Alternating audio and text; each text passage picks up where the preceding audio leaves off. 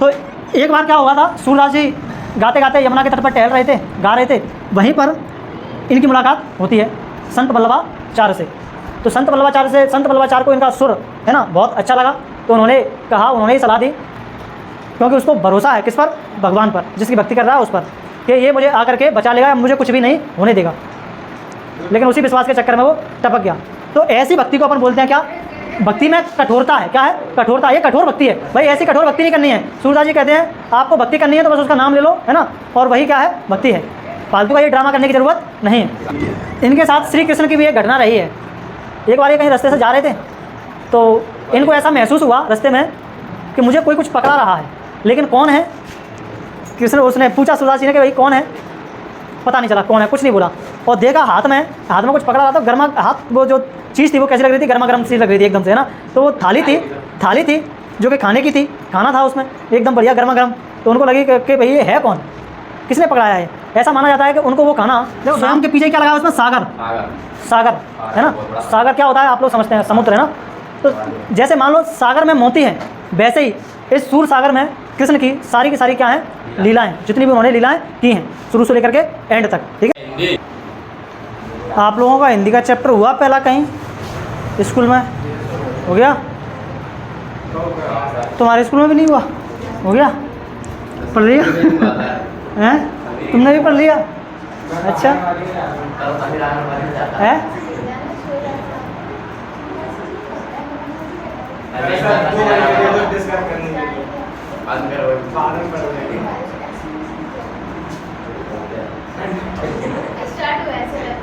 अच्छा अभी पूरा नहीं पढ़ाया है ना, चलो ठीक है, बढ़िया है। तो स्टार्ट मैं भी करता हूँ आज, है ना।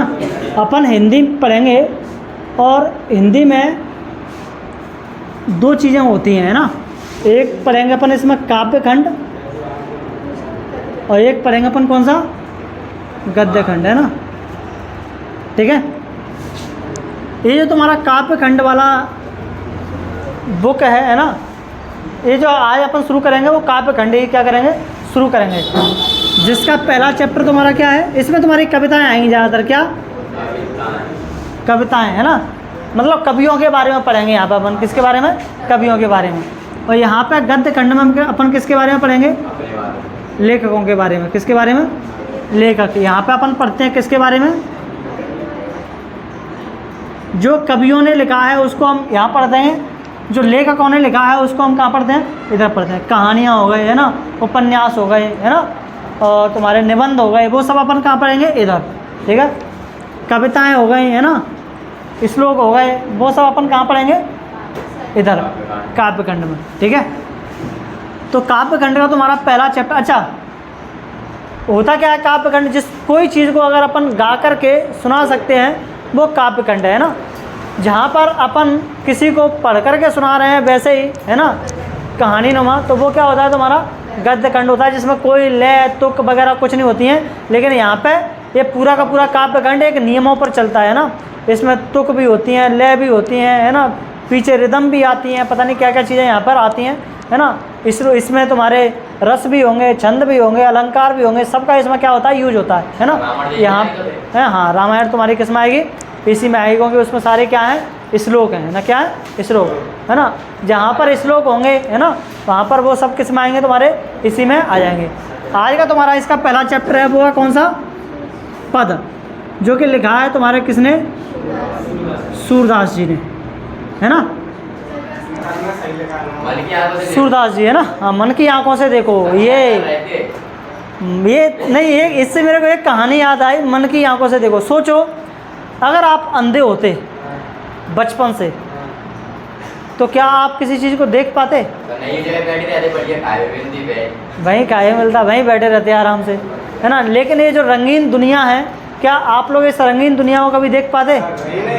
ये सूरदास जी ऐसे ही थे, ये बचपन से ही कैसे थे, अंधे थे, बचपन से ही अंधे थे। और सोचो इन्होंने इतना अच्छा काव्य लिखा है, इतना अच्छा काव्य लिखा है, इतने अच्छे कवि रहे हैं कि इनकी टक्कर में, है ना, तुलसीदास जी ही आते हैं, है ना। हाँ, इनकी टक्कर में कवि है नहीं। सोचो कितना अच्छा सुंदर काव्य लिख करके गए हैं। ऐसा इन्होंने कैसे किया होगा, तो ऐसा इन्होंने अपने अंदर की जो आत्मा थी, है ना, बाहर से क्या हुआ जो नहीं देख पाए तो उससे क्या हुआ, लेकिन इन्होंने अपने अंदर की आत्मा को झकझोरा, अंदर की आत्मा का सुना और लिखा। कुछ लोग तो कहते हैं कि ये अंधे थे तो लिखते कैसे थे, है ना, तो हो सकता है किसी और ने लिखा हो। एक अपन इस कंट्रोवर्सी में नहीं जाते हैं, हो सकता है उन्होंने लिखने के लिए किसी और को बिठा लिया हो कि भाई मैं बोल रहा हूँ और तू लिख आराम से, है ना। तो मथुरा वृंदावन के पास एक गांव था और वो गांव का नाम क्या था, रुनकता। क्या गांव था, रुनकता। अपन देखो पढ़ेंगे कैसे, अपन चैप्टर को शुरू करेंगे। चैप्टर की शुरुआत जिस लेखक ने की है या कवि ने की है उसका परिचय पहले पढ़ेंगे, उसका जो तुम्हारा कवि परिचय है उसको पढ़ेंगे, उसके बाद हम किस पाएंगे, चैप्टर पाएंगे, ठीक है। तो सूरदास जी ने इसको लिखा है। तो ये गांव कौन सा था इनका, रुनकता। कौन सा, रुनकता। हाँ, कहाँ पर पड़ता है, मथुरा वृंदावन के पास में, वहाँ के ये रहने वाले थे, ठीक है, यूपी में, है ना। जन्म कब हुआ था, 1478 ईस्वी में इनका जन्म होता है, ठीक है।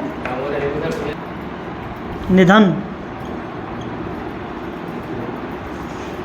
1583 ईस्वी में, ठीक है। तो शुरू से ही इनकी आंखें नहीं थी, जन्म से ही अंधे थे। कहते हैं कि ऐसा मानते हैं इनके बारे में कि एक बार अपने पिताजी के साथ घूमने गए थे, उधर जो गंगा थी, है ना, गंगा नदी उधर ही है ना, गंगा के तट पर जो संत वगैरह होते हैं वो संत वगैरह वहाँ रहते हैं, खूब सारे साधु महात्मा, और वो गाते रहते हैं, गुनगुनाते रहते हैं, है ना, भजन कीर्तन करते ही रहते हैं।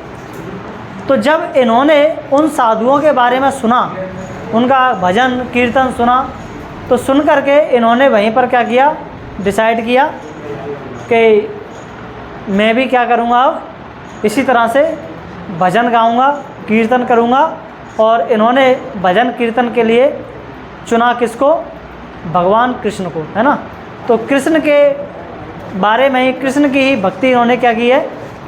इनकी रचनाओं में हम लोगों को यही देखने को मिलेगा, सारी रचनाएं जितनी भी इनकी रचनाएं हैं सब में कृष्ण के बारे में लिखा होगा, यशोदा के बारे में लिखा होगा, है ना, और उन्हीं के जीवन के घटनाओं पर ये पूरे के पूरे इनका जो काव्य है वो आधारित होगा, है ना। खूब सारा प्रेम प्रसंगों के बारे में हमें यहाँ पर मिलेगा, है ना, और खूब सारा जो क्या कहते हैं वो नौटंकी जो करते थे, है ना, कृष्ण, रासलीला, है ना, उनकी वो नटखट चीज़ें भी इनके काव्य में हमें दिखाई देंगी, सारी की सारी चीज़ें। तो इन्होंने भक्ति किसकी करी थी, कृष्ण की, है ना। किसकी भक्ति करी थी, कृष्ण की, ठीक है। और इनकी भक्ति में रस कौन कौन से हैं, तो जो छोटे बच्चों के प्रति जो रस होता है उसको अपन बोलते हैं वात्सल रस, है ना, वात्सल रस। और श्रृंगार रस इनमें खूब देखने को मिलेगा, है ना। श्रृंगार क्या है, सही लिखा है, ऐसे सही है ना, वो क्या है, गलत था श्रृंगार, ठीक है। एक रस हमारे ग्रामर में है नहीं, लेकिन हम पढ़ते हैं यूपीएससी में इसको, भक्ति रस, है ना। मेरा ऑप्शनल सब्जेक्ट यूपीएससी में हिंदी लिटरेचर ही है, तो हिंदी को हमने खूब पढ़ा है, बहुत अच्छे से 6 महीने पढ़ा है मैंने, भारत के सबसे बेस्ट टीचर से हिंदी, विकास दिव्य कीर्ति सर से। तो तुम्हें हिंदी भी एकदम लाजवाब मिलने वाली है, ठीक है, बहुत ही शानदार तरीके से। तो चलो इनसे जुड़ी कुछ रोचक बातें अपन देख लेते हैं, है ना। कुछ लोग तो सूरदास जी के जन्म के बारे में श्योर नहीं है कि इनका जन्म कहाँ का था। एक तो आगरा के पास पड़ता है रुनकता, वहाँ का जन्म मानते हैं कुछ लोग इनका, और कुछ लोग जो तुम्हारा वो है हरियाणा चंडीगढ़ वाला इलाका, है ना, वहाँ पर एक गांव है, कौन सा ना गांव है, शायद सीही। आप लोग देखेंगे तो ये 2 इनके जन्म के स्थान देखने को हमें मिलते हैं। सीही कहाँ पर, हरियाणा में, और रुनकता कहाँ पर, वृंदावन, वो उसमें आगरा में, कहाँ पर, आगरा में, रुनकता गाँव, ठीक है। हमारी जो एनसीईआरटी में दिया हुआ है वो यही दिया हुआ है ना, कौन सा, रुनकता। और मानते हैं, एनसीईआरटी में ये भी लिखा हुआ है कि कुछ लोगों का मानना है कि जन्म स्थान दिल्ली के पास से ही माना जाता है। तो दोनों याद रखना, ठीक है, सिही और रौनकता। तो संगीत का ये समझ लो कि इनको एकदम से वरदान मिला हुआ था। गांव के बच्चों के साथ खेलते थे, तो गांव के बच्चे खेल रहे हैं और ये आराम से क्या कर रहे हैं, भजन गा रहे हैं, है ना। वो भी किसके भजन, कृष्ण के भजन, है ना। उन्हीं की भक्ति में ये लीन रहते थे। तो बाकी के बच्चे इनको गायक बालक कहते थे, गायक बालक, इस तरह से उनको संबोधित करते थे कि ये तो बच्चा कैसा है, गायक है। गुरु कौन है, संत वल्लभाचार्य, ये इनके गुरु हैं संत। तो एक बार क्या हुआ था, सूरदास जी गाते गाते यमुना के तट पर टहल रहे थे, गा रहे थे।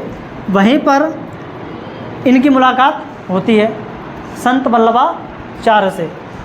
तो संत वल्लभाचार्य को इनका सुर, है ना, बहुत अच्छा लगा। तो उन्होंने ही सलाह दी कि भाई अपनी इस वाणी को, है ना, ठीक जगह पर लगाओ, किसी की भक्ति में लगाओ। तब इनकी सलाह से इन्होंने कृष्ण की भक्ति करना क्या करी थी, शुरू करी थी। तो वल्लभाचार्य इनके कौन थे, गुरु थे, ठीक है। इन्हीं के कहने पर इन्होंने कृष्ण भक्ति करना क्या की थी, शुरू की थी। ये इतने फेमस हो गए थे उस समय। इसी समय अकबर का हमारे यहाँ पे शासन था भारत में, है ना। बहुत फॉलोअर्स थे इनके। उस समय इंस्टाग्राम नहीं था, लेकिन अगर आज के ज़माने में होते तो इंस्टाग्राम पे करोड़ों अरबों फॉलोअर्स उनके होते, ठीक है। वैसे भी उनके जो भजन है, कीर्तन है, वो बहुत गाए जाते हैं, करोड़ों की संख्या में तो आराम से गाए जाते होंगे, ठीक है। तो इनकी ख्याति, गाने की जो ख्याति थी, वो एक बार अकबर तक पहुंची। अकबर को पता लगा कि कोई व्यक्ति है जो बहुत अच्छा गाता है। तब अकबर ने इनको मिलने की इच्छा व्यक्त की और मिले अकबर, और खूब इनके भजन सुने और खूब वो क्या हुआ, मतलब ना मंत्र मुग्ध हो गया, एकदम से मुग्ध हो गया इनके भजनों को सुन करके। इनके साथ श्री कृष्ण की भी एक घटना रही है। एक बार ये कहीं रास्ते से जा रहे थे, तो इनको ऐसा महसूस हुआ रास्ते में कि मुझे कोई कुछ पकड़ा रहा है, लेकिन कौन है। कृष्ण, उसने पूछा सूरदास जी ने कि भाई कौन है, पता नहीं चला कौन है, कुछ नहीं बोला। और देखा हाथ में कुछ पकड़ा रहा था, गर्मा हाथ, वो जो चीज़ थी वो कैसी लग रही थी, गर्मा गर्म सी लग रही थी एकदम से, है ना। तो वो थाली थी जो कि खाने की थी, खाना था उसमें एकदम बढ़िया गर्मा गर्म। तो उनको लगी कि भाई ये है कौन, किसने पकड़ाया है। ऐसा माना जाता है कि उनको वो खाना स्वयं श्री कृष्ण ने दिया था। ऐसा एक मिथक चलता है। कितना सही है कितना गलत है हम कुछ नहीं कह सकते, लेकिन ऐसा माना जाता है ना। ऐतिहासिक घटनाओं में ऐसा हमें देखने को मिलता है, ठीक है, कि वो खाना किसी और ने नहीं दिया था, किसने दिया था, श्री कृष्ण ने ही दिया था। और ऐसा भक्त ही मानते हैं कि वो भाई वहाँ कोई और नहीं था तो कौन होगा, श्री कृष्ण ही होगा। और भक्त जिसकी भक्ति करते हैं उसकी भक्ति में कैसे होते हैं, पागल होते हैं। उनको नहीं दिखता कि कोई और दे गया होगा, शायद वो न बोला होगा, लेकिन उनको कुछ नहीं दिखता, है ना। वो क्या मानेंगे, वो मानेंगे कि पक्का किसने दिया है, भगवान ने ही दिया है ना। वो इस बात को एक्सेप्ट करेंगे ही नहीं कि कोई और भी इस चीज़ को दे सकता है। एकदम भक्ति मानते होते हैं। जैसे मीराबाई एकदम भक्ति में पागल थी, है ना। सूरदास एकदम भक्ति में पागल, है ना। तुलसीदास एकदम भक्ति में पागल, है ना। हनुमान जी एकदम भक्ति में पागल नहीं कहूँगा हाँ, क्या पता आके गदा यहाँ मार दे सर पे आके, है ना। तो हनुमान जी से तो मैं डरता हूँ भाई, उनसे पंगा नहीं लेने का है ना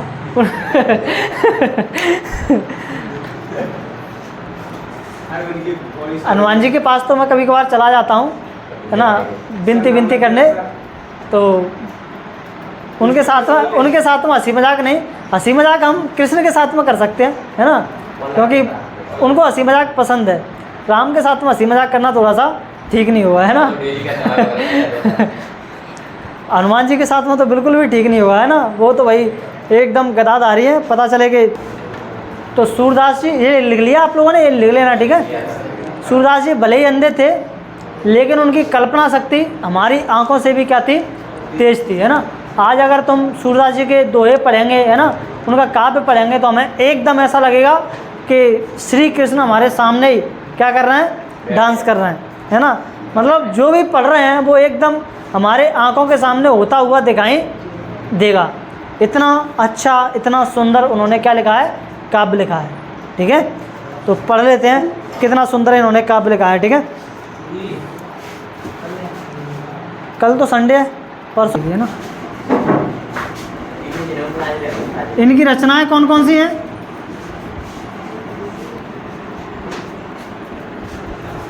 सूरसागर,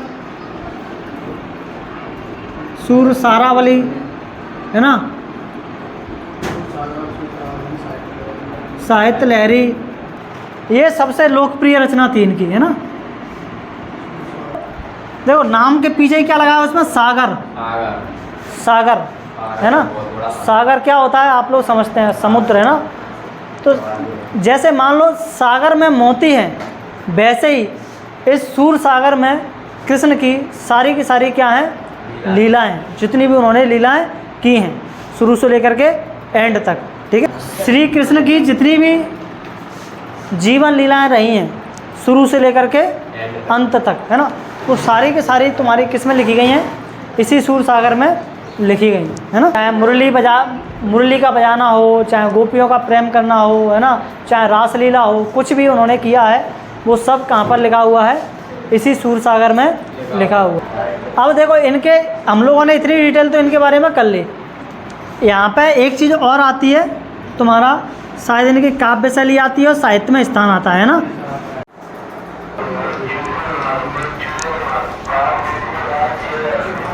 चलो देखो, तो अपन को पढ़ना है कवि परिचय, ठीक है। कवि परिचय में आधा परिचय तो हम इनका कर चुके हैं, पहले पूरी कुंडली खोल चुके हैं, ठीक है। कब जन्म हुआ, कब मरे, क्या रचनाएं इन्होंने लिखी, जो प्रमुख रचनाएं थी वो मैंने आप लोगों को लिखा दिया, है ना। कहाँ पर जन्म हुआ था वो सारी चीज़ें। इसमें आगे आता है तुम्हारा भावपक्ष, कलापक्ष और साहित्य में स्थान, ठीक है। तो भावपक्ष में क्या लिखा होता है कि इन्होंने किस भाव से किसी चीज़ को लिखा है ना, क्या लिखा है उसमें, वो होता है भावपक्ष। और कलापक्ष, किन किन चीज़ों का प्रयोग करके उसको लिखा गया है, वो होता है कलापक्ष, है ना। कहने का मतलब टेक्निकल चीज़ें, ये टेक्निकल चीज़ें एक तरफ से, है ना, कौन कौन सी इसमें रस, छंद, अलंकार, भाषा का प्रयोग हुआ है, वो सारी चीज़ें कलापक्ष में आती हैं, ठीक है। और भावपक्ष में उसका मूल भाव आता है कि लिखने का मकसद क्या था, है ना, क्या लिखा गया है, ठीक है। तो कविता का मूल भाव कृष्ण की भक्ति है जो इन्होंने लिखा। इनका जो इन्होंने जो भी काव्य लिखा है ना, काव्य का मूल भाव क्या है, मैंने कविता लिख दिया, कविता या काव्य एक ही बात है, ठीक है। कविता का मूल भाव कृष्ण की भक्ति है, इन्होंने क्या करी है, कृष्ण की भक्ति करी है। और वात्सल रस भी है, क्या है, वात्सल रस। इनको वात्सल रस का सम्राट भी कहा जाता है, याद रखेंगे, ठीक है। ओटी में पूछा जाता है वात्सल रस का सम्राट किसे कहा जाता है, तो सूरदास जी को वात्सल रस का सम्राट कहा जाता है। अभी रस पढ़ाएंगे तो समझा देंगे। जो बच्चों के प्रति, बच्चों को देख करके कोई क्यूट सा बच्चा निकल के गया, है ना, आपके सामने से, आपके मन में जो भाव आ रहा है उसको देख करके तो मैं एकदम से इसके गाल पर चिकोटी काट दूं, लेकिन कैसे काटूं, वो किसी लेडी के हाथ में एक थप्पड़ और मार देगी मेरे को, है ना। हाँ, तो इस तरह का जो भाव आ रहा है बच्चों के मन में, बच्चों के प्रति, एक बच्चा है अखलाता है, तुतला सा आता है थोड़ा सा, है ना, और लेकिन बढ़िया गालियाँ दे रहा है आपसे, है ना, एकदम से उसकी गालियाँ भी क्या लग रही होती हैं, अच्छी लग रही होती हैं, एकदम क्यूट क्यूट लग रही होती हैं, उसी की तरह। हाँ तो फिर भी हम उसको मारते तो नहीं है ना। तो बच्चों के प्रति जो प्रेम है उसी को बोला जाता है क्या, वात्सल, ठीक है। तो उन्होंने भगवान कृष्ण का मानवीय रूप में प्रस्तुत किया है। उन्होंने भगवान कृष्ण को कैसा दिखाया है, मानव के रूप में, है ना। आप देखेंगे उनके साथ बहुत सारा ऐसा काव्य लिखा है उन्होंने, खूब हंसी मजाक वाला काव्य भी मिल जाएगा, प्रेम प्रसंग वाला काव्य भी उनका मिल जाएगा, है ना। मतलब ठीक वैसे ही बिहेव किया उनने भगवान के साथ में जैसा कोई इंसान के साथ में करता है, ठीक है। भक्ति में सरलता है, क्या है, सरलता। सरलता का मतलब आप लोगों ने भक्ति देखी होंगी, कुछ भक्त होते हैं, मैंने ऐसा देखा है कि सुना है, पढ़ा है, कहाँ की न्यूज़ थी, पता नहीं कहाँ की न्यूज़ थी। एक व्यक्ति है, बाबा है, उसने क्या किया है, चारों तरफ से आग लगा ली है ना, और आग लगा करके बीच में क्या कर गया, बैठ गया है, और भयंकर गर्मियों में एकदम से 40 डिग्री टेम्परेचर हो रहा है, उस 40 डिग्री टेम्परेचर में उसने क्या लगा लिया, चारों तरफ आग लगा ली है, और बीच में बैठ के भक्ति कर रहा, मर गया फिर वो।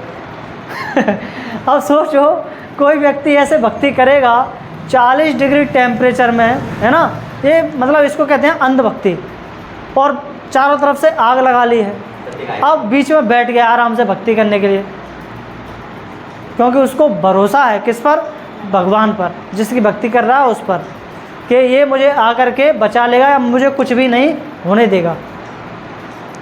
लेकिन उसी विश्वास के चक्कर में वो टपक गया। तो ऐसी भक्ति को अपन बोलते हैं क्या, भक्ति में कठोरता है, क्या है, कठोरता। ये कठोर भक्ति है भाई, ऐसी कठोर भक्ति नहीं करनी है। सूरदास जी कहते हैं आपको भक्ति करनी है तो बस उसका नाम ले लो, है ना, और वही क्या है, भक्ति है। फालतू का ये ड्रामा करने की ज़रूरत नहीं है। तो भक्ति, हाँ, जैसे छोटा बच्चा है, छोटा बच्चा मम्मी के लिए एक बार चिल्लाता है माँ, और माँ तुरंत आगे क्या कर लेती है, सुन लेती है कि बच्चे को क्या परेशानी है, ठीक है। तो भक्ति होती है ऐसी, जिसमें एक बार पुकारा जाए और तुरंत उसको क्या मिल जाए, मदद मिल जाए, है ना। तो इस तरह की भक्ति को, ऐसी भक्ति को अपन बोलते हैं कि भक्ति में क्या है, सरलता है। तो सूरदास जी की भक्ति ऐसी ही थी। आत्मीयता है, क्या है भक्ति में, आत्मीयता। तो आत्मीयता का मतलब होता है अपनेपन का भाव, क्या, अपनेपन का भाव, यानी भगवान को भी अपने जैसा ही मान लो, है ना, उसको भी उसी तरह से प्रेम करो जैसे हम इंसान करते हैं, उसको उसी तरह से ट्रीट करो, गुस्सा करो जैसे हम इंसान आपस में करते हैं। और कृष्ण के बारे में तो ऐसा ही है ना, उनको देख लो गोपियाँ कैसे प्रेम करती हैं। फिर देखो जब वो चोरी बोरी कर लेते हैं मक्खन अक्खन, है ना, तो यशोदा कैसे लेकर के आती हैं पीछे से और 2-4 तमाचे उसमें मार देती हैं, है ना। सोचो भगवान अभी भगवान चांटे खा रहा है, समझ रहे हो।